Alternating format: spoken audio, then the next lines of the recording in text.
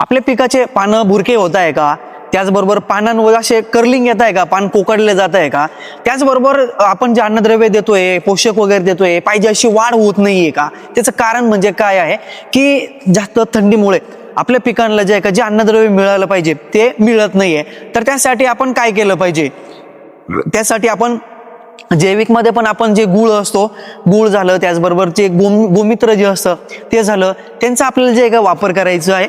त्याचबरोबर दुसरं आहे रासायनिक मध्ये, ते म्हणजे की आपलं सल्फरमुळे देखील अतिशय चांगल्या प्रकारे जे का आपल्याला जे का पिकाची वाढ होण्यासाठी थंडीमध्ये अतिशय चांगल्या प्रकारे काम करणार आहे.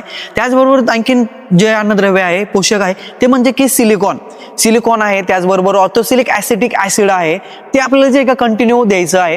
त्याचबरोबर बऱ्याचशा कंपन्यांचं जैविक मध्ये जे सल्फर मिळत असतं, तर ते सल्फर सोल्युबलायझिंग बॅक्टेरिया जे असतं समजा, तर त्या जे आहे का आपल्याला जे आहे का त्याचा वापर जरी केला आपण, त्यामुळे पण अतिशय चांगल्या प्रकारे जे आहे का आपल्याला त्याचा फायदा होणार आहे.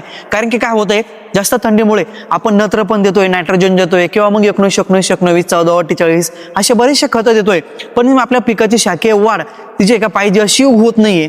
तर त्यासाठी ज्या मी गोष्टी सांगितल्या, जे अन्नद्रव्य सांगितले, पोषक सांगितले, त्यांचा जरी आपण टप्प्याटप्प्याने जरी वापर करत गेलो तर निश्चितच आपला जो प्लॉट स्ट्रेसमध्ये गेलेला आहे, तणावामध्ये गेलेला आहे, पानं बुरके झालेले आहे, त्यावरती नियंत्रण मिळवण्यासाठी आपल्याला अतिशय चांगल्या प्रकारे जे आहे का त्याचा फायदा होणार आहे. आणि जे मी अन्नद्रव्य सांगितले, जे पोषक सांगितले, हे आपण कुठल्याही पिकासाठी आपण जे आहे का त्याचा वापर करू शकतो. वापर करण्यासाठी जे नजदीकचं जे आपलं कृषी सेवा केंद्र असतं, त्यांना, त्या दुकानदारांना आपण विचारून जे आहे का त्याचा डोस घेऊ शकता.